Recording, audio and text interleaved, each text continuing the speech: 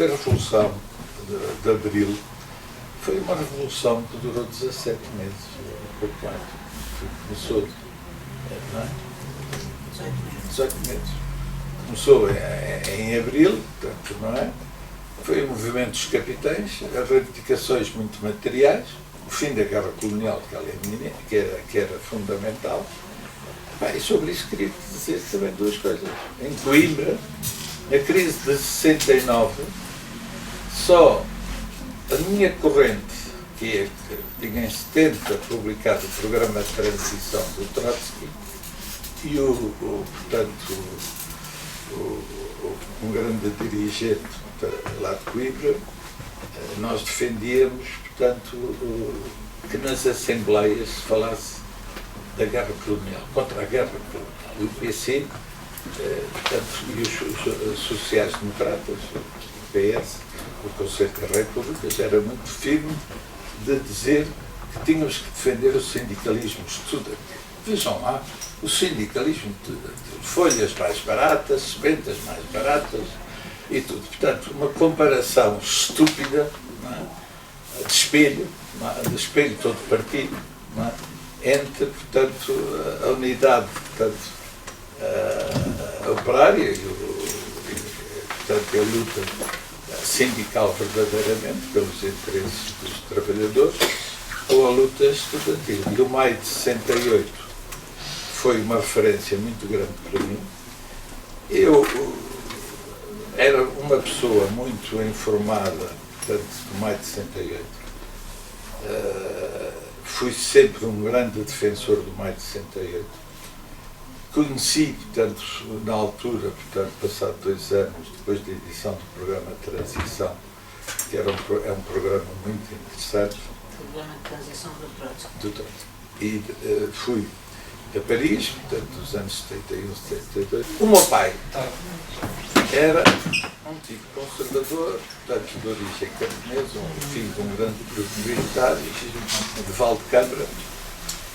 E eu não tive a possibilidade de conviver. Vivia, meu pai era a segunda figura do Estado em Angola, era secretário-geral de Angola. Nós vivemos em palácios lá em Angola.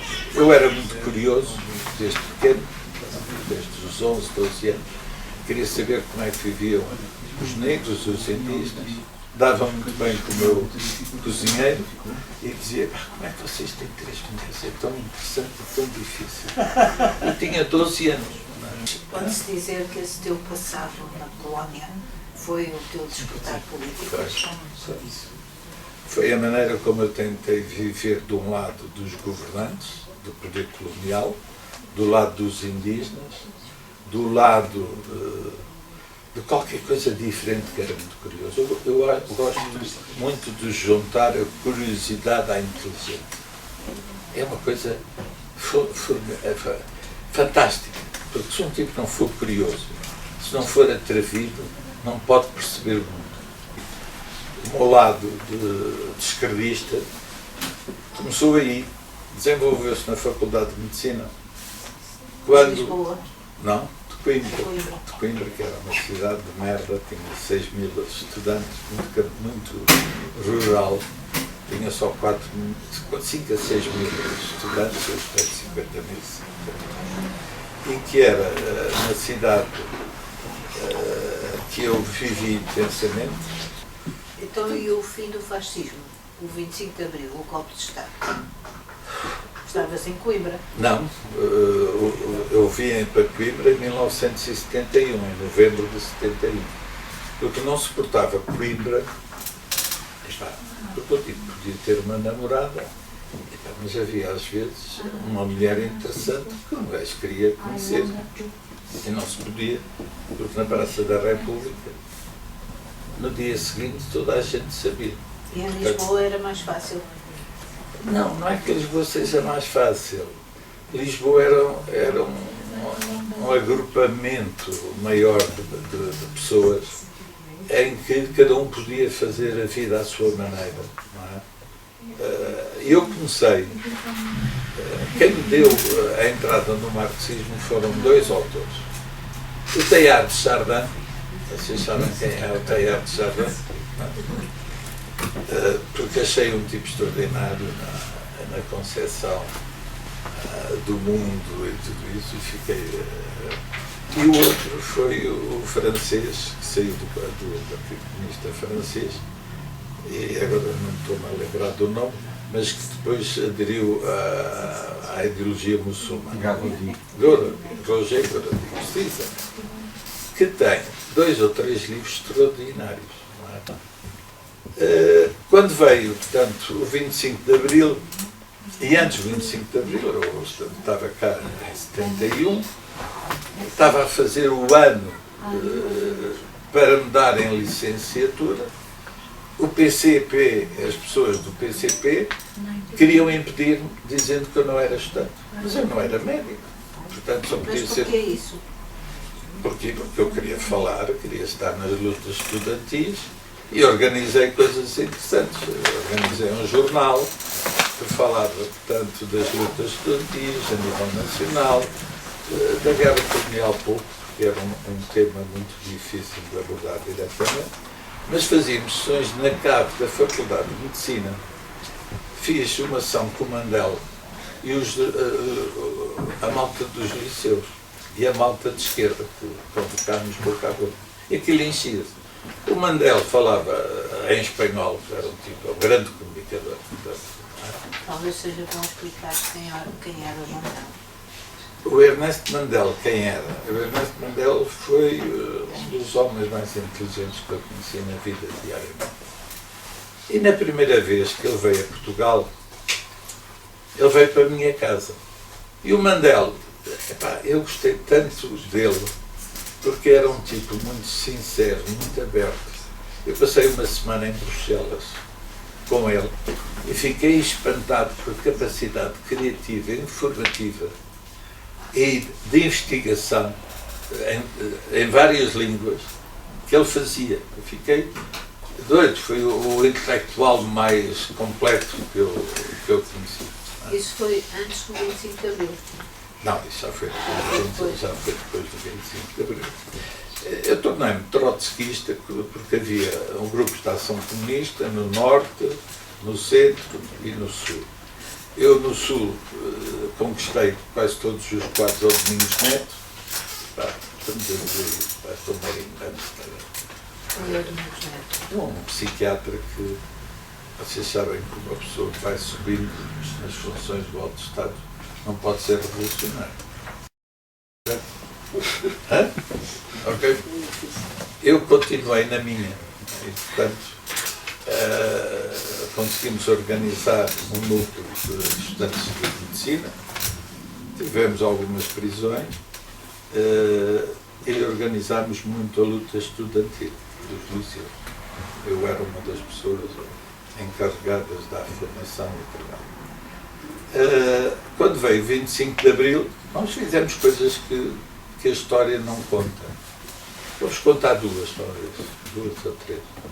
Uma foram 3 manifestações que fizemos em 74, eu não sei as datas, era preciso investigar. Uma em Benfica, outra na Graça e outra na outra banda. Como é que chama aquilo? Fogoteiro. Sim, Fogoteiro. E aprendemos com os espanhóis a autodefesa operária. Eu era um grande defensor disso. Não podíamos levar a porrada, não podíamos ser presos. Então o que é que nós fazíamos? Nas manifestações agarrávamos bastões de ferro, cortávamos, enrolávamos em papel e quando íamos fazer qualquer ação, quando foi o garrotamento dos espanhóis, vocês lembram, nós atacámos, portanto, a sede da Ibéria e partimos aquilo tudo. Mas foi difícil partir, porque aquilo tinha uma estrutura. Mas tivemos bastante experiência. E a partir daí, a autodefesa operária impôs como uma necessidade para não termos. A outra coisa também muito interessante é que fomos os primeiros em Portugal a fazer cartazes nas manifestações. O MRPP fez muitas manifestações contra a guerra no Vietnã. Eu sabia dessas manifestações mas não havia, portanto, cartazes nem autodefesa. Eu acho que isto são dois conceitos, portanto, que são importantes para situações de crise aguda. E para lutar contra o fascismo precisamos ter instrumentos de luta. Não é? Lembro-me que, portanto, na outra banda estavam 2 GNRs, depois juntou-se outro 3, depois nós juntámos 4 pessoas e dissemos, vocês não vão fazer nada, porque se fizerem alguma coisa nós partimos a canela, a cabeça, tudo, e os tipos sentiam que era ferro. E também numa outra manifestação. Em Benfica não tivemos problema, na Graça também não tivemos, e imobilizámos 2 polícias. Não faça nada porque estão aqui pessoas que, se você fizer alguma coisa, você será machucado. E, portanto, também fizemos. Quando constituímos o partido, vai fazer, em 21 de dezembro, 50 anos, Este novo partido. a Liga Comunista Internacionalista, LCI. a LCI, reunimos-nos em Peniche, em São Bernardino, numa reunião em que estavam 2 pessoas da Internacional, o Robes, uma pessoa da Arma, posso dizer, que era espanhol, e o Michael Levy, vocês conhecem bem como filósofo e historiador e pensador. Não é? E neste 21 de dezembro vamos comemorar os 50 anos. Quando o PRP e, portanto, a Isabel de Carmo estavam presas, eles quiseram suspender a greve da fome. E havia um médico que disse, vamos suspender. E eu disse, não vamos suspender. Se eles decidiram, não conhecemos nenhum documento deles, não vamos ser nós que vamos trair uma luta. E aquilo eram médicos. Eu era não era bem interno. Estava ligado ao hospital, mas não era ainda licenciado em medicina, só em 72 é que foi. Na Faculdade de Medicina, portanto, numa grande reunião, eu consegui, portanto, juntar os votos dos médicos, porque eram médicos que estavam a fazer isso, e consegui derrotar a proposta de terminar a greve da fome. Eu estou em 75. Sim. Isso deve ter sido, não. Estamos já. É 72. 25 de Abril. Isso. Morreu o Ribeiro Santos. Antes do 25 de O abril. morto do Ribeiro Santos. Isso. Bem, o que é certo é que em Coimbra, eu e o Francisco Sarto, que já morreu, que era um professor, que era um influente dirigente da esquerda na Faculdade de Letras, e eu era não um dirigente de esquerda, mas era um curioso por coisas novas. Não gostava do PC, não gostava do PS, mas não tinha ideologia. Eu descobri Trotsky através de um advogado que me emprestou 2 livros e eu li aquilo de uma noite e no dia seguinte fui buscar tudo que o gajo tinha e li aquela merda. Devorei e conheço bem Trotsky. Conheço melhor Trotsky que Lenin e conheço Marx pouco, portanto, porque é muito complicado Marx. Mas Marx, em coisas, a teoria da alienação, é um livro espantoso. Portanto, eu estava a falar da minha matriz de formação trotskista. Não é? E, portanto, 71 edito o Programa de Transição, que é um documento fundacional da Quarta Internacional em 38, e depois, portanto, comecei-me a interessar-me. Como tinha bom acesso às livrarias e às contas do meu pai, a pessoa que comprava livros, eu falava com o livreiro, mudava os títulos. E tinha a literatura comunista, trotskista, comigo. Portanto, lá está a pauta, a curiosidade e não a vigarice, ok? A curiosidade é manipular, não podemos ser parvos, ok? E depois veio o 25 de Abril, eu entrei num grande dilema. Se eu era o chefe daquele grupo e era preciso revolucionários profissionais, que eu hoje não estou de acordo muito com essa teoria de revolucionários profissionais, porque li um texto do Albert Camus contra a teoria dos revolucionários profissionais. E os revolucionários profissionais é uma questão muito complicada. É preciso, mas tem que ter delegação de tempo bem definido, porque senão torna-se uma burocracia, não é? E é o que tem acontecido sempre. Não é? É o que eu digo, um alto dignatário e um representante, digamos, de uma organização revolucionária não pode pertencer ao Conselho de Estado. Ok? O PC e o Louçã pertenceram ao Conselho de Estado. Queres falar da estratégia revolucionária durante o PREC? Da estratégia revolucionária. Pá, nós éramos uns garotos. Pá. Nós manifestávamos contra a guerra colonial, falávamos muito, pá. Mas pouco tínhamos influência nos acontecimentos. Tínhamos uma posição. Não é? Até diziam lá bem que a Europa os seus mochados. Não sei se te lembras dessa frase, que eu tinha muito mais anos e as pessoas que vinham comigo tinham 12, 13 anos, 14 anos, que eu fui irmã, a Isabel, que me estou a lembrar agora, e era o Cabral e os seus mochados. Nós éramos um pequeno partido, muito pouco. Tínhamos 14 militantes no 25 de Abril. 12, 14, eu não sei fazer contas. Passado uma semana ou duas, tivemos que aumentar o número, passámos para 17 ou 27, qualquer coisa.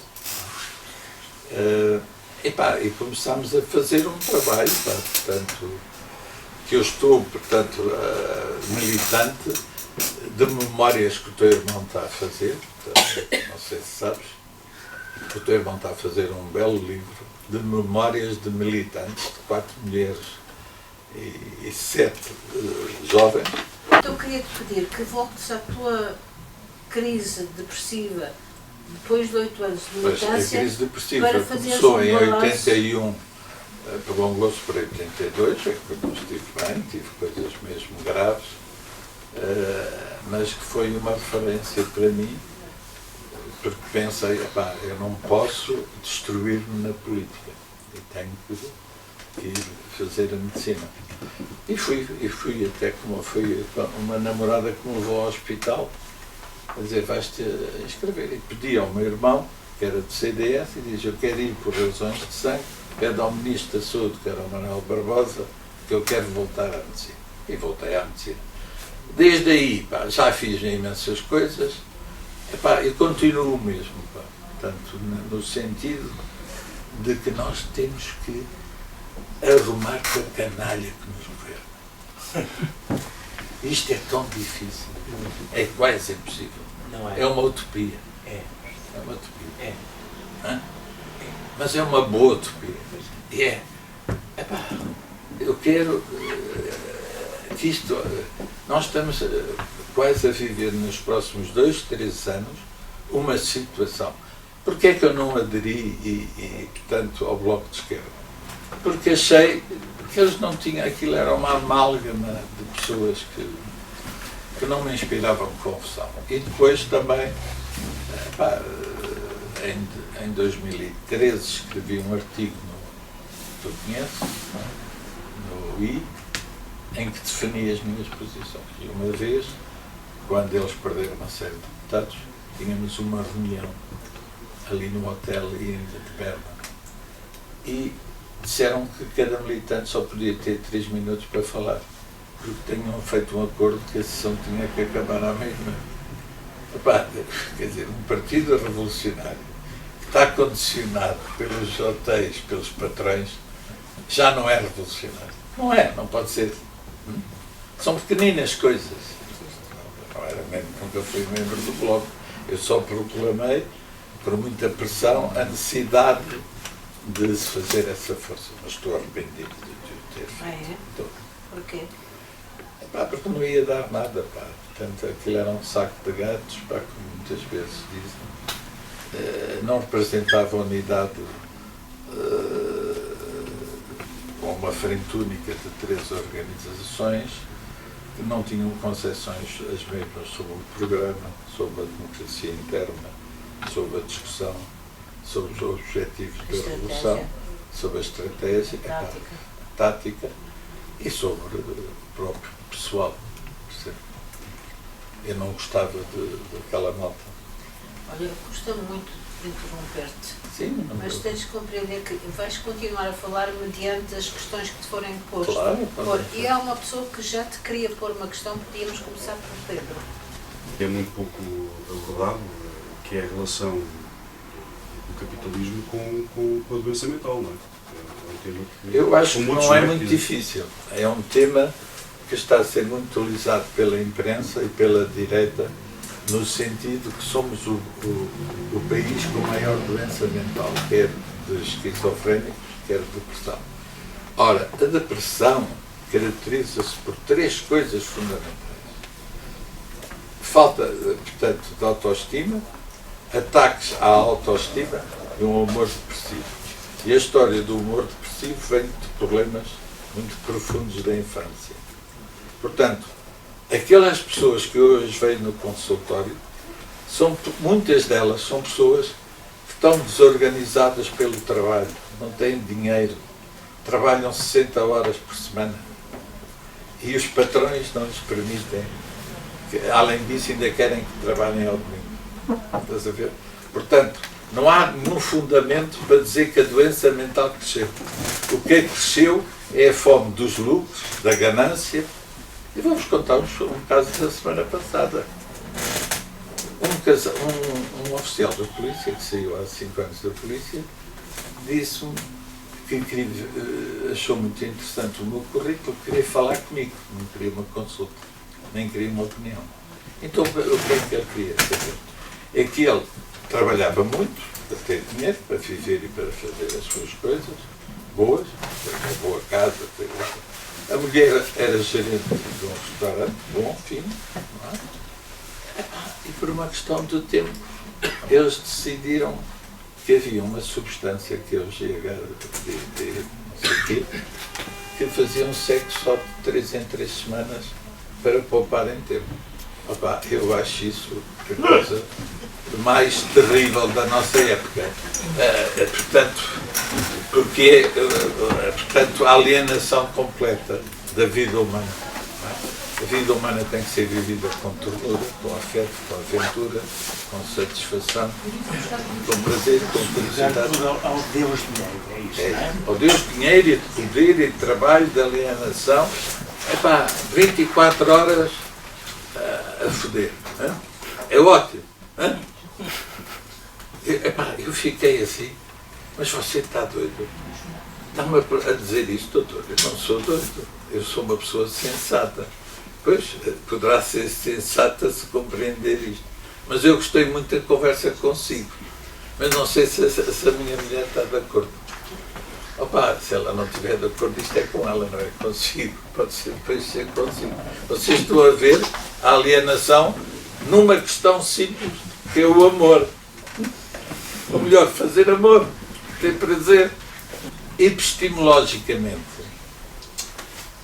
hoje, nas universidades não se estuda filosofia. Eu fiz um curso de formação de 50 raparigas internas, mais 50 psiquiatras e depois mais 50. E eu disse, vocês desculpem, mas eu vou ter que vos dar uma aula de filosofia. De filosofia, doutor? Sim, porque vocês acham que nós somos só seres biológicos. Nós temos mente, temos pensamento, temos fogo ao pensamento, temos muitas coisas, temos circuitos que aprendemos na educação com os pais, temos problemas muito complexos, não somos só biologia como é a endocrinologia. Vocês sabem que se tomarem um medicamento, quem é que está aqui mais forte? Eu podia dizer, se você quiser emagrecer, eu consigo emagrecê-lo, mas eu não faço isso porque é imoral. Tem que ser um especialista e uma pessoa que veja completamente e se você está interessado. Não é? Portanto, hoje, a psiquiatria epistemologicamente deixou o mental, deixou o pensamento, há uma fuga ao pensamento e há a defesa para as neurociências, não é? Eu tenho uma história também para contar, que é uma rapariga que está há um ano comigo, que andou 2 anos com um capacete, pagava processão de 300 euros, e que aquilo não tinha valor nenhum, e aquilo, comigo ela está a fazer as coisas, está ótima, não é? Mas estás a ver, o pai tinha muito dinheiro e o gajo, a história das radiações. Vocês sabem quantos sítios em Portugal se fazem eletrochoques? Eletroconvulsivoterapia. Mas entre 29 e 32 serviços já em Portugal. E há uma lei do internamento compulsivo que interna para obriga as pessoas a serem internadas compulsivamente sem terem sintomas de esquizofrenia. Portanto, alcoólicos, esquizofrénicos e tipos das drogas, para as drogas ainda há dinheiro. Mas os tipos das drogas que, por exemplo, o álcool não pode ser tratado sem desabituação. Mas eles não sabem o que é a desintoxicação e a desabituação. A desintoxicação é tirar, é preciso internamento, 1 semana, 10 dias. Depois as técnicas. O alcoolismo desenvolve-se nas mulheres em 8, 10 anos. Os homens é preciso 15, 20 anos, ok? Portanto, eles agora só existe uma sociedade francesa de alcoologia e aquela que eu me ofereci para ajudar uma pessoa para criar. E tive a sorte de ver um tipo marroquino, brilhante, a dizer, não se pode, as nossas linhas vermelhas são bem definidas. 2 copos por dia, há 1 ou 2 dias que não bebem nada e há semanas que não vão beber. Ou seja, é uma lógica de não abuso, mas é uma lógica que não ataca a liberdade. Não é? Este ano, nós temos um Estado que é um Estado miserável. Os tipos são incompetentes, na União Europeia ganham bem. E é assim, este ano temos muito vinho. Vocês já viram as notícias que há muito vinho, sim. Então o que é que os produtores do vinho querem? Querem que o Estado lhes pague.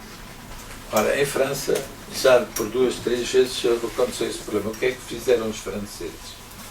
Agarraram nessa parte, produziram álcool para a indústria farmacêutica e para as diversas indústrias que utilizam álcool. Ou seja, nós estamos habituados a um Estado que só permeia quem já tem dinheiro, que que faz especulações como essa história dos imigrantes, a história de coisas incríveis, e que depois aquele tipo de barbas, o antigo ministro das estruturas, vem agora corrigir, mas é o mesmo, é um bocado diferente só, nada, não muda nada. Portanto, estamos numa situação política. Como estudou medicina, também estuda e continuará a estudar a mente humana. Nesta encruzilhada que está o planeta, Sim. Que está esta correlação, tudo isto que existe nesta globalização disto tudo, das superpotências, como é que, aqui a questão é esta, para mim, que eu digo muitas vezes que quero ser um pacifista, não sei o que é que isto quer dizer, que é ódio gera ódio. Se isto é alguma acessão que a mente consegue, ou que os psiquiatras conseguem explicar, portanto, como é que morte, não é? Portanto, tudo isto, toda esta encruzilhada, todo este momento que se está a viver, não é? E com todos estes processos mais ou menos radicais, mais revolucionários, portanto, ódio gera ódio. Como é que vamos sair, não é? Nos próximos 20 anos, 10 anos, 5 anos, seja globalmente ou seja em Portugal? Como é que se faz estas transições, não é? Eu me interrogo-me, partindo do princípio, não é? Já houve milhares de revoluções ou pseudo-revoluções, como é que se faz sentido ou não se faz sentido de sair sem ser pela via do ódio. Eu acho que não é a vida do ódio, é a vida da luta, e não sabemos quando vamos lutar se vamos ganhar ou perder. Mas sabemos que temos que lutar, ok? E temos que ser cautelosos para lutar quando temos algumas garantias de que vamos em frente, certo? Não é?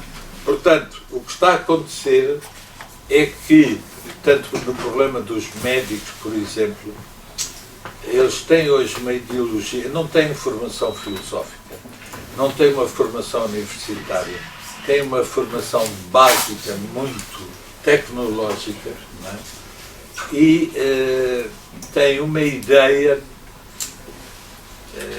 que é assim: se eu comparar os psiquiatras alienistas, os psiquiatras do século XIX e parte do século XX e os atuais, a qualidade era maior nos psiquiatras antigos, mesmo sem os bons medicamentos que há.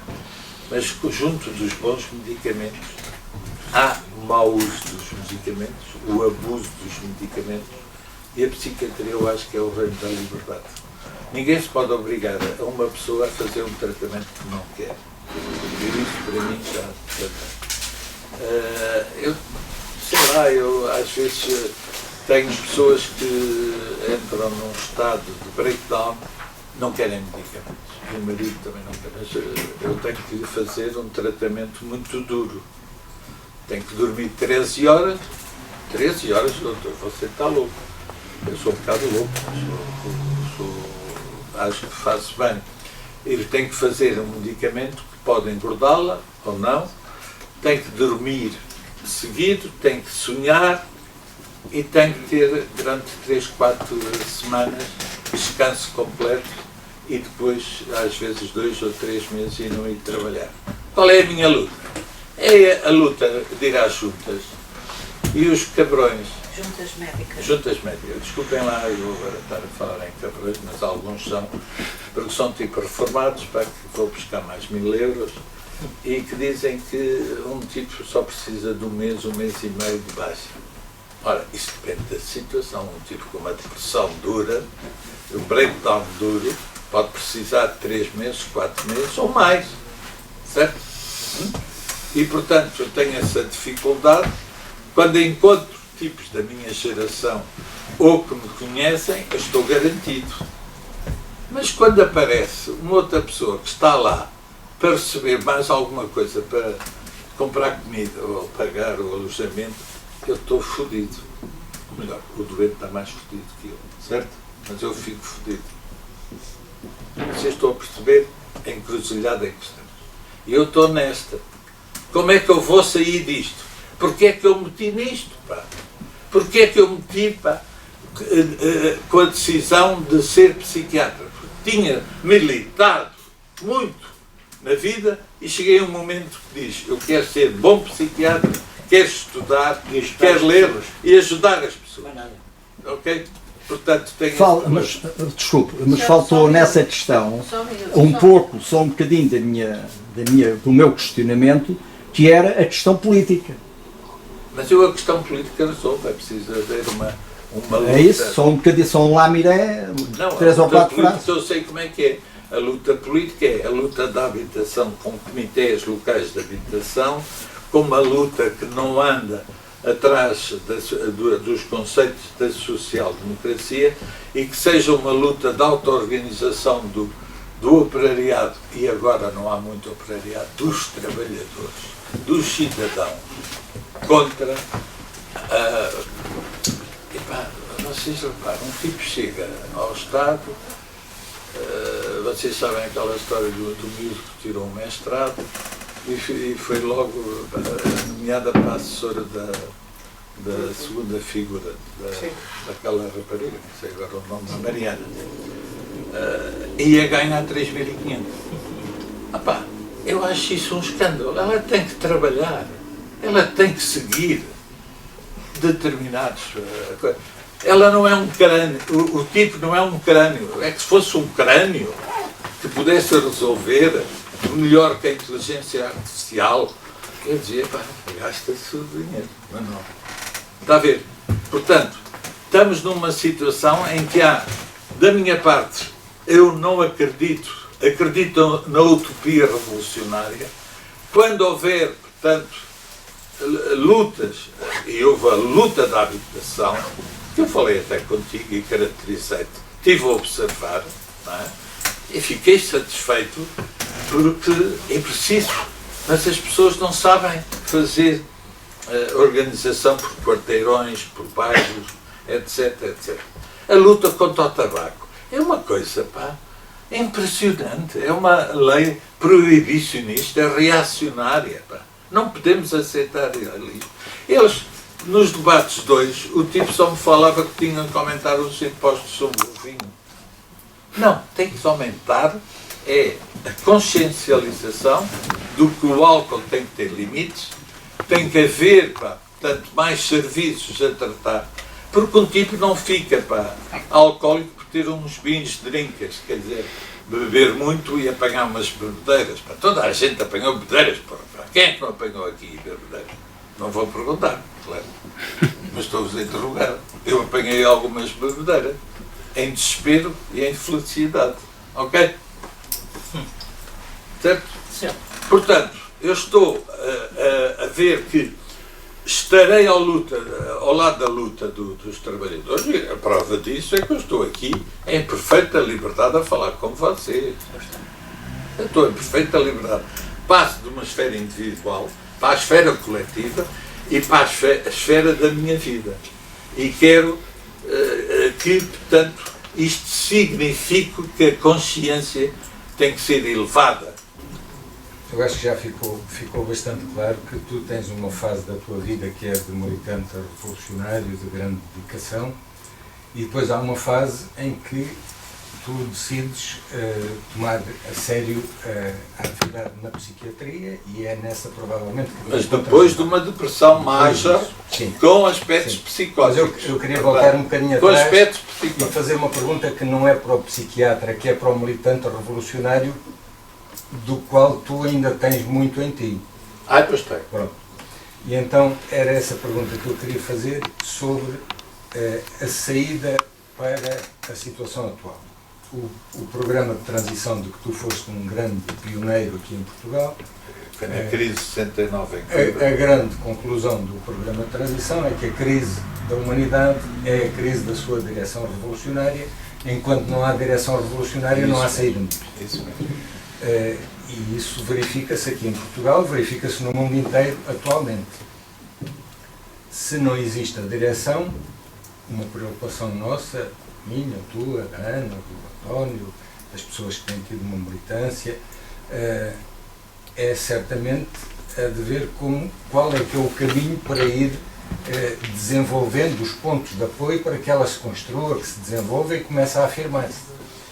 Agora, qual é esse caminho? Eu tenho algumas respostas para mim, mas não tenho nenhuma certeza de que essas respostas sejam boas, e eu gostava de ouvir-te sobre isso, porque certamente não será a mesma forma como nós encarávamos o problema que há 50 anos, que encarávamos com base nos ensinamentos da Revolução Russa, não por acaso da Revolução Russa, porque era aquela que tinha, numa primeira fase, resultado, pelo menos resultado mais do que as outras. Tinha começado por grupos de propaganda, difunde-se uma série de elementos da ciência marxista e da forma de fazer política revolucionária. Depois passa-se daí, do grupo de propaganda, para um grupo de intervenção que já começa a dirigir lutas parciais, mas que procura fazer política, e que depois acaba por encabeçar uma insurreição. Provavelmente não seria assim. Se nós tivéssemos de recomeçar tudo do zero, agora, não recomeçaríamos dessa maneira. Como é que tu recomeçarias? Eu não sei. Agora, Se houver... partindo da constatação de que os partidos que vemos aqui à nossa volta não nos satisfazem, partindo da constatação de que não há uma internacional que inspire confiança e que possa ser alfobre de construção desses partidos, partindo disso tudo, como Pois, eu sou incapaz de responder. Eu não tenho nenhuma resposta. Mas tenho uma que é segura. O momento de estalar a revolta, digamos, do povo e das pessoas que são oprimidas e esmagadas pelo trabalho, pelo abuso do trabalho, vai ter desenlaces grandes na Europa. Já está a ter em França, em Espanha vamos ver o que é que vai resultar. A União Europeia, pá, é uma coisa inqualificável, não é? E portanto, eu direi, na próxima manifestação, ou se houver uma organização da próxima manifestação pela habitação, bem organizada, por baixo, por tentar objetivos, eu poderei estar presente. Estás a ver?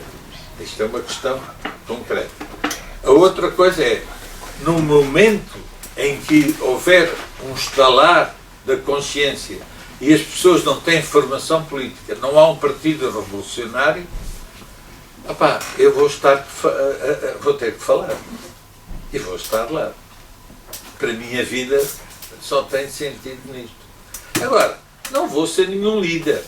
Não vou construir nenhum novo partido. Estás a ver? Mas apoiar todos os movimentos que têm algum significado. Eu, por exemplo, quando critico o Bloco de Esquerda, eu critico fundamentalmente a direção do Bloco de Esquerda. Não os militantes que querem transformar e querem encontrar uma solução. Porque há lá muita boa gente. Há muita boa gente.